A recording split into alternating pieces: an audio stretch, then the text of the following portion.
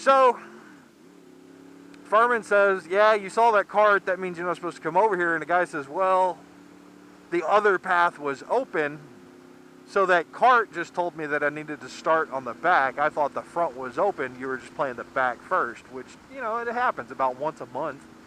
For whatever reason, we want you to start on the back nine. And Bill says, you know, you guys should get a piece of caution tape or something and string up across the entire cart path with a closed sign or some shit. And I thought about it and I was like, he's right. You know, because I work here and I didn't know that the front nine was closed. You know, I thought they were starting on the back to let us do our thing. I had no idea the front was completely closed. And I fucking worked there, you know. So Furman just kind of shrugs, and the guy's like, well, no harm, no foul. We'll go play the back again and call it a day. And we're like, all right, cool. So he leaves. Well, me and Furman go back to work, and at like about 1 o'clock in the afternoon, we were out there fertilizing number 9, and just about done when Keith pulls up, and Keith is the superintendent.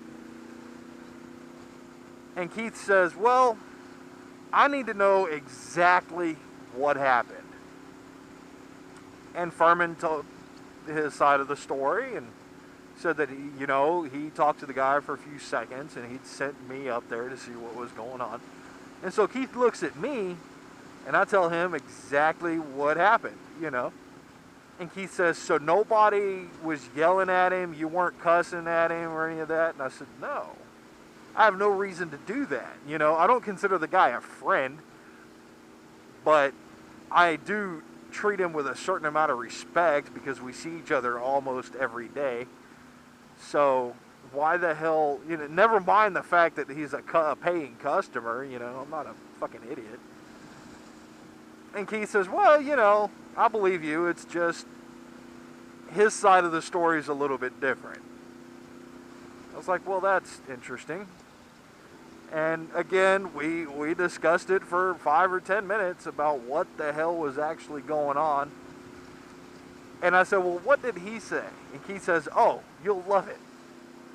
The guy went into the pro shop after I told him to go play the back again and blew up. I mean, just fucking flipped the fuck out on Ryan, the kid that works in the pro shop, saying that we told him to go pick up his fucking golf ball, get the fuck off the course, and blah, blah, blah. I mean, like, apparently I just went ape shit on the guy.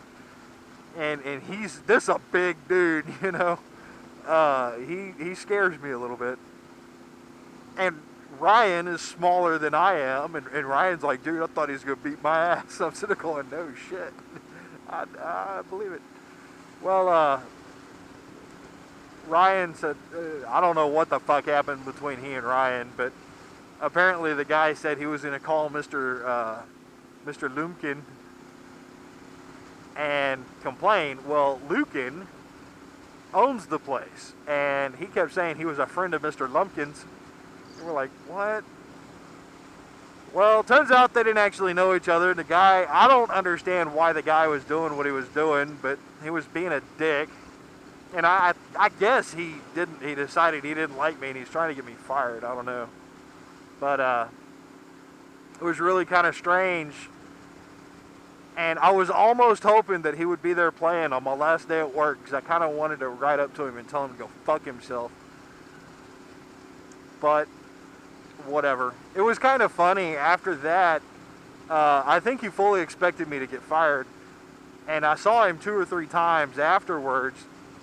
And as soon as he saw me, he'd like hang his head a little bit and like slink off or almost start jogging to try to get away like he thought I was going to come say something. It was almost comical. But I guess, you know, asshat's going to be asshats. So much for being a nice guy, right?